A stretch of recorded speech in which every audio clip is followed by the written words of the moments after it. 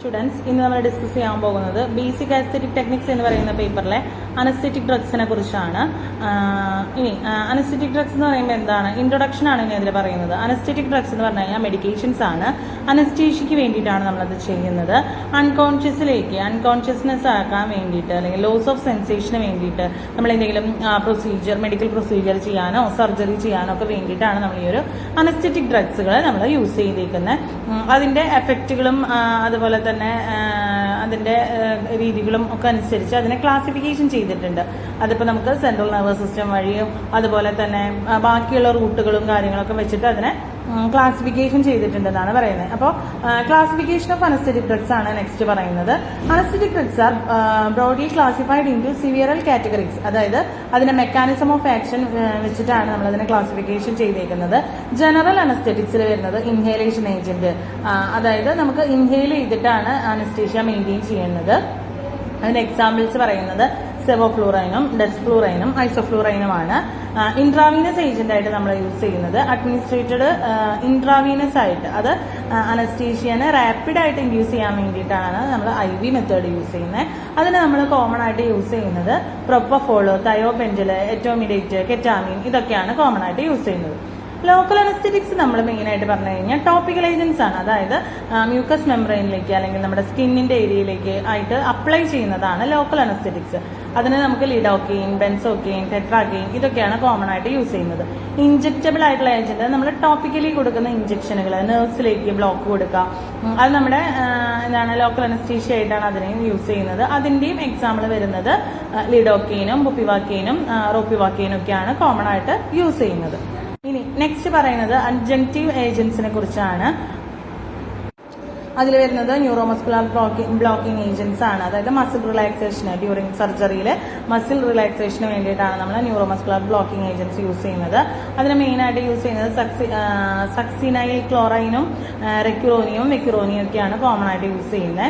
പിന്നെ പറയുന്നത് sedative ഹൈപ്നോട്ടിക് agents ആണ്. അത് നമ്മുടെ സെഡേഷൻ ഇൻഡ്യൂസ് ചെയ്യാൻ വേണ്ടിയിട്ട് ജനറൽ അനസ്തീഷ്യയിൽ അതിന് വേണ്ടിയിട്ടാണ് അത് യൂസ് ചെയ്യുന്നത്. അതിന് നമ്മൾ കോമൺ ആയിട്ട് യൂസ് ചെയ്യുന്നത് മിഡാസോളം, ഡയാസെപ്പം, ഡെക്സാമെഡിറ്റോമൈഡിൻ എന്നാണ് അതിന്റെ നെയിം വരുന്നത്. സൈഡ് എഫക്റ്റുകൾ, അനസ്തെറ്റിക് ഡ്രഗ്സിന്റെ സൈഡ് എഫക്റ്റുകളാണ് പറയുന്നത്. ജനറൽ അനസ്തീഷ്യയിൽ നമുക്ക് റെസ്പിറേറ്ററി ഡിപ്രഷൻ വരാനായിട്ടുള്ള ചാൻസ് ഉണ്ട്, ഹൈപ്പോടെൻഷന് ചാൻസ് ഉണ്ട്, അതുപോലെ തന്നെ നോസിയ ആൻഡ് വോമിറ്റിംഗ് വരാൻ ചാൻസ് ഉണ്ട്. CNS നമുക്ക് എന്തെങ്കിലും ബുദ്ധിമുട്ടുകളോ കാര്യങ്ങളൊക്കെ വരാനായിട്ട് ചാൻസ് ഉണ്ട്. മാലിഗ്നന്റ് ഹൈപ്പർതെർമിയ വരാനായിട്ട് ചാൻസ് ഉണ്ട് എന്നാണ് പറയുന്നത്. അതുപോലെ ലോക്കൽ അനസ്തെറ്റിക്സിൽ പറയുന്നത് അലർജിക് റിയാക്ഷൻസ് വരാം, കാർഡിയോവാസ്കുലർ എഫക്റ്റ്, ബ്രാഡികാർഡിയോ, ഹൈപ്പർടെൻഷൻ ഒക്കെ വരാനായിട്ട് ചാൻസ് ഉണ്ട്.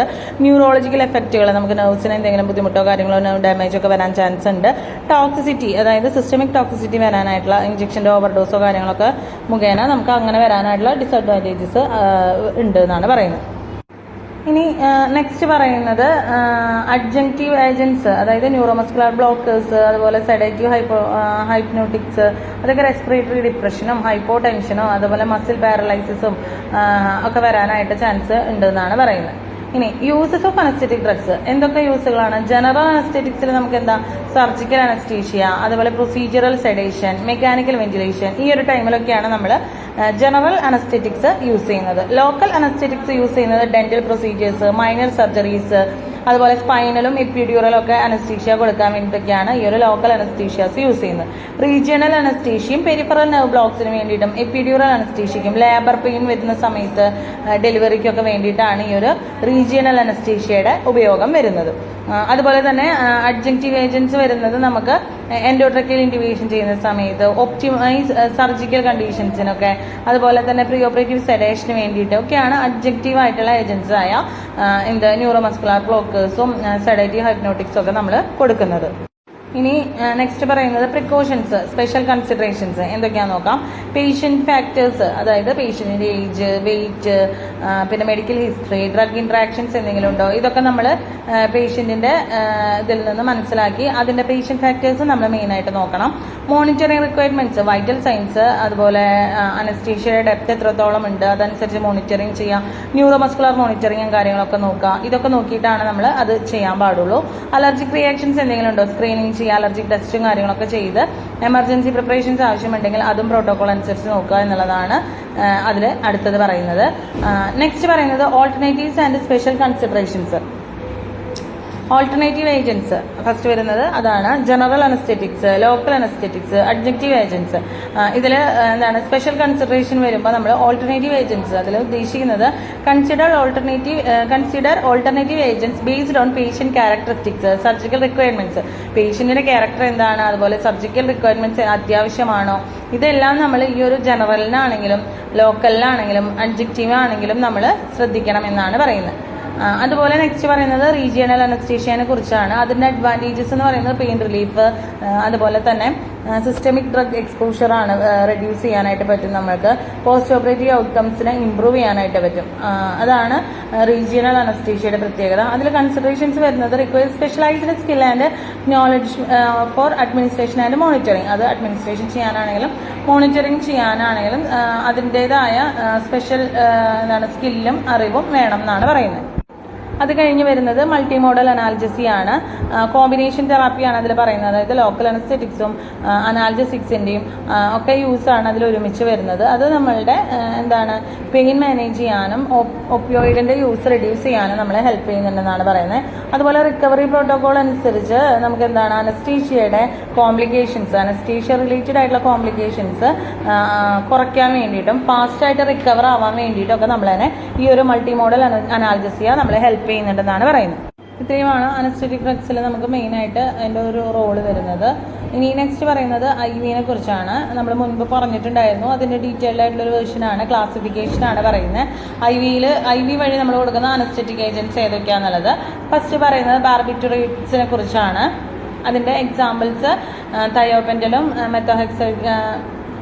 മീതോഹെക്സൈറ്റൽ എന്ന് പറയുന്ന ഒരു മെഡിസിനാണ്. അതിൻ്റെ മെക്കാനിസം വരുന്നത് നമ്മളുടെ ഗാമ അമിനോബ്യൂട്ടൈറിക് ആസിഡിൻ്റെ GABA എന്ന് പറയുന്ന ആ ഒരു റിസപ്റ്ററിനെയും അതുപോലെ തന്നെ CNS ഡിപ്രഷന് വേണ്ടിയിട്ടും ഒക്കെ നമ്മളതിനെ അതിൻ്റെ ആക്ടിവിറ്റി എൻഹാൻസ് ചെയ്യാണ് ചെയ്യുന്നത്. ക്ലിനിക്കൽ യൂസ് പറയുന്നത് പെട്ടെന്ന് തന്നെ അനസ്തീഷ്യ ഇൻഡക്ഷൻ നടക്കുന്നു.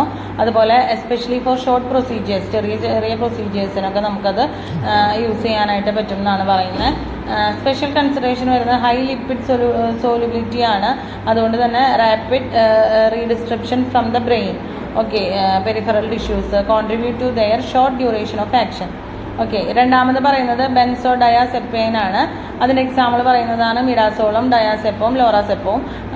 അതിൻ്റെ ക്ലിനിക്കൽ യൂസ് വരുന്നത് സർജിക്കൽ ഒരു ഏരിയയിൽ നമ്മളുടെ സെഡേഷന് വേണ്ടിയിട്ടും അതുപോലെ തന്നെ മെമ്മറി ലോസ് ഉണ്ടാവാനും ഒക്കെ വേണ്ടിയിട്ടാണ് അതിൻ്റെ ക്ലിനിക്കൽ യൂസുകൾ യൂസ് ചെയ്യുന്നത്. നെക്സ്റ്റ് പറയുന്നത് പ്രൊപ്പഫോൾ ആണ്. മുൻപ് നമ്മൾ പറഞ്ഞിട്ടുണ്ടായിരുന്നു പ്രൊപ്പഫോൾ എന്താണെന്നുള്ളത്. അതായത് അതിൻ്റെ മെക്കാനിസം പറയുന്നത് പൊട്ടൻഷ്യൽ ഗാബ, അതായത് GABA ആയിട്ടുള്ള ന്യൂറോ ട്രാൻസ്മിഷൻ അതിനെ എൻഹാൻസ് ചെയ്യാണ്. അതുപോലെ തന്നെ എയർ റിസപ്റ്റേഴ്സിനെ അതിൻ്റെ ആക്ടിവിറ്റി അതുപോലെ തന്നെ റാപ്പിഡായിട്ടുള്ള വർക്കിംഗ് ആവുകയാണ് ഈ ഒരു ടൈപ്പ് ഓഫ് അനസ്തീഷ്യയിൽ. ക്ലിനിക്കൽ യൂസ് വരുന്നത് അനസ്തീഷ്യ മെയിൻറ്റെയിൻ ചെയ്യാൻ സർജിക്കൽ പ്രൊസീജിയേഴ്സിൻ്റെ സമയത്ത് ICUവിൽ നമുക്ക് സെഡേഷൻ്റെ ആവശ്യം വരികയാണെങ്കിൽ അതിനൊക്കെ വേണ്ടിയിട്ടാണിത് യൂസ് ചെയ്യുന്നത്. നെക്സ്റ്റ് പറയുന്നത് കെറ്റാമിൻ ആണ്. അതിൻ്റെ മെക്കാനിസം വരുന്നത് ആൻറ്റഗോണിസസ് N-methyl deasparate ആണ് വരുന്നത്. അതിനെ നമ്മൾ NMDA എന്ന് പറയുന്ന റിസപ്റ്റേഴ്സ് എന്നാണ് പറയുക. Resulting in dissociative and anaesthesia characterised by profound analgesia, amnesia and catalepsy. അത് മൂന്നുമാണ് അതിൽ മെയിനായിട്ട് വരുന്നത് അതിൻ്റെ മെക്കാനിസം. ക്ലിനിക്കൽ യൂസ് പറയുന്നത് അനസ്തീഷ്യ മെയിൻറ്റെയിൻ ചെയ്യാൻ, അത് അഡൾട്ട്സിൽ ചിൽഡ്രൻസിലൊക്കെയാണ് കോമൺ ആയിട്ട് യൂസ് ചെയ്യുന്നത്. അടുത്തത് എറ്റോമിഡേറ്റ് ആണ്. അതിൻ്റെ മെക്കാനിസം വരുന്നത് ഗാബാർജിക് ആയിട്ടുള്ള ന്യൂറോ ട്രാൻസ്മിഷൻ, അത് GABA റിസപ്റ്റേഴ്സിനെ ബൈൻഡ് ചെയ്യാണ് ചെയ്യുന്നത്. അതായത് കാർഡിയോവാസ്കുലർ ഫങ്ഷൻസ് കംപ്രസ്ഡ് ആയിട്ടുള്ള പേഷ്യൻസിനാണ് കോമൺ ആയിട്ട് ഇത് യൂസ് ചെയ്യുന്നത്. റാപ്പിഡ് ആൻഡ് സീക്വൻ്റ് ആയിട്ടുള്ള ഇൻറ്റുബേഷൻ ചെയ്യാനായിട്ട് ഇത് നമ്മളെ ഹെൽപ്പ് ചെയ്യുന്നു. അതുകൊണ്ട് എമർജൻസി സിറ്റുവേഷൻസിലൊക്കെയാണ് നമ്മളിത് കൂടുതലായിട്ട് കൊടുക്കുന്നത്. ഇനി നെക്സ്റ്റ് പറയുന്നത് clinical uses of IV anaesthetic ഏജൻസിനെ കുറിച്ചാണ്. അതിലൊന്നാമത്തെ വരുന്നത് ഇൻഡക്ഷൻ ഓഫ് അനസ്തീഷ്യയാണ്. അതായത് ഇൻഡക്ഷൻ ഓഫ് അനസ്തീഷ്യ എന്ന് പറയുമ്പോൾ എന്താണ്, നമ്മുടെ കോൺഷ്യസ്നെസ്സിനെ റാപ്പിഡായിട്ട് കുറയ്ക്കുക അല്ലെങ്കിൽ ലോസ് ആക്കുക എന്നുള്ളതാണ് അതിൽ മെയിൻ ആയിട്ടുള്ളൊരു ഗോൾ വരുന്നത്. ഓക്കെ, ചോയ്സ് ഓഫ് ഏജൻറ്റ്, അതായത് പേഷ്യൻറ്റിൻ്റെ എയർവേ സ്റ്റാറ്റസും കാർഡിയോവാസ്കുലർ സ്റ്റെബിലിറ്റിയും ഇതൊക്കെ നോക്കിയിട്ടാണ് നമ്മൾ ഏത് ഫാക്ടേഴ്സ് വെച്ചിട്ടാണ് ഏത് ഇൻഡക്ഷൻ ഓഫ് അനസ്തീഷ്യയാണ് വേണ്ടതെന്നുള്ളത് നമ്മൾ തിരഞ്ഞെടുക്കേണ്ടത്. ഇനി നെക്സ്റ്റ് പറയുന്നത് മെയിൻ്റനൻസ് ഓഫ് അനസ്തീഷ്യയാണ്. അതിൽ മെയിനായിട്ട് ഉദ്ദേശിക്കുന്നത് എന്താണ്, അൺകോൺഷ്യസ്നെസ്സിലായിട്ട് ഇരിക്കുന്ന ഒരു പേഷ്യൻറ്റിനെ അതിൻ്റെ സർജറി കഴിയുന്ന വരയ്ക്കും അനസ്തീഷ്യ മെയിൻറ്റെയിൻ ചെയ്യുന്നതാണ് അതിൽ മെയിനായിട്ട് പറയുന്നത്. കണ്ടിന്യൂസ് ആയിട്ടുള്ള ഒരു ഇൻഫ്യൂഷനാണ് വരുന്നത്. അതിൽ ഫസ്റ്റ് പറയുന്നത് കണ്ടിന്യൂസ് ആയിട്ടുള്ള ഇൻഫ്യൂഷൻ വരുമ്പോൾ പ്രൊപ്പഫോള് അതുപോലെയുള്ള കണ്ടിന്യൂസ് ആയിട്ടുള്ള ഇൻഫ്യൂഷൻ ചെയ്ത് മെയിൻറ്റെയിൻ ചെയ്യുന്നത് അനസ്തീഷ്യ. ഇനി നെക്സ്റ്റ് പറയുന്നത് പ്രൊസീജിയറൽ സെഡേഷനെ കുറിച്ചാണ്. അതായത് പ്രൊസീജിയറൽ സെഡേഷൻ എന്ന് പറയുമ്പോൾ എന്താണ്, മൈനർ പ്രൊസീജിയേഴ്സിനും ഡയഗ്നോസ്റ്റിക് ടെസ്റ്റുകൾക്കും ഒക്കെ വേണ്ടിയിട്ട് യൂസ് ചെയ്യുന്ന അനസ്തീഷ്യയാണ് ഈ ഒരു പ്രൊസീജിയറൽ സെഡേഷൻ ഉദ്ദേശിക്കുന്നത്. അതിന് കോമൺ ആയിട്ട് പ്രൊപ്പഫോള്, പിന്നെ പറയുന്നത് എന്താണ് ബെൻസോഡയാസെപ്പൈൻ, ഇതൊക്കെയാണ് കോമൺ ആയിട്ട് യൂസ് ചെയ്യുന്നതെന്നാണ് പറയുന്നത്.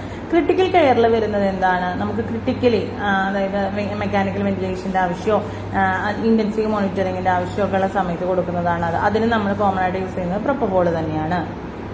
ഇനി അനസ്തീഷ്യ എടുക്കുന്നതിൻ്റെ ആഫ്റ്റർ എഫക്റ്റുകൾ, അതായത് സൈഡ് എഫക്റ്റുകൾ, അഡ്വേഴ്സ് റിയാക്ഷൻസ് എന്തൊക്കെയാണെന്നുള്ളത് നോക്കാം.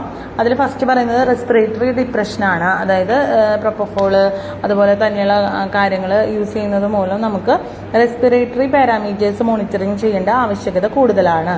കാർഡിയോവാസ്കുലർ എഫക്റ്റ്, ഹൈപ്പോടെൻഷൻ വരാനായിട്ടുള്ള ചാൻസ് ഉണ്ട്. പിന്നെ സെൻട്രൽ നെർവസ് സിസ്റ്റത്തിനെ എഫക്റ്റ് ചെയ്യും, അത് നമ്മളുടെ റിക്കവറി ഡിലേ ചെയ്യാനായിട്ടുള്ള ചാൻസ് ഉണ്ട്. പിന്നെ പറയുന്നത് ലോക്കൽ എഫക്റ്റ് ആണ്, അതായത് പെയിന് ഇഞ്ചെക്ഷൻ ചെയ്യുന്ന സമയത്തുള്ള പെയിനും ഇൻഫ്ലമേഷനും ഒക്കെ ഉണ്ടായിരിക്കും. പിന്നെ അഡ്രിനൽ സപ്രഷൻ, അതായത് അതിൽ മെയിനായിട്ട് പറയുന്നത് അഡ്രിനൽ സപ്രഷൻ്റെ transient limiting its use in septic or critically ill patient required prolonged infusion. Critically ഭയങ്കരമായിട്ട് ബുദ്ധിമുട്ട് അനുഭവപ്പെടുന്ന ഒരു പേഷ്യൻ്റ് ആണെങ്കിൽ നമുക്ക് അതിൻ്റെ ഇൻഫ്യൂഷൻ്റെ അളവ് കൂട്ടേണ്ടി വരും എന്നാണ് പറയുന്നത്. എന്തൊക്കെ പ്രിക്കോഷൻസ് ആണ് നമ്മൾ ചെയ്യേണ്ടത്?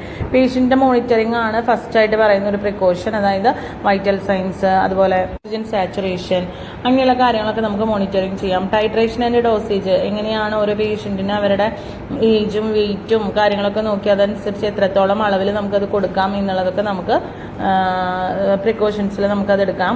പിന്നെ റെസിസ്റ്റേഷൻ റീഡ്നെസ്, അതായത് എമർജൻസി പ്രിപ്പയർനെസ് എന്തെങ്കിലും ആവശ്യമായിട്ട് വരുന്നുണ്ടോ എന്നുള്ളതൊക്കെ നോക്കി അതനുസരിച്ച് നമുക്ക് പ്രിപ്പയർ ചെയ്യാം.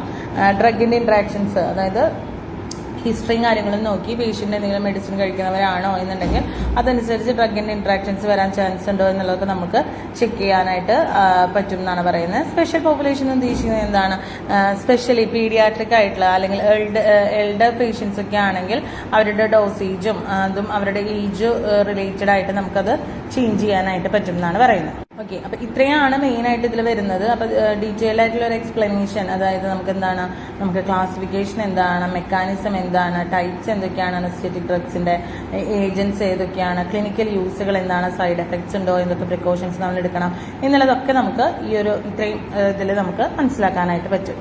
ഓക്കെ.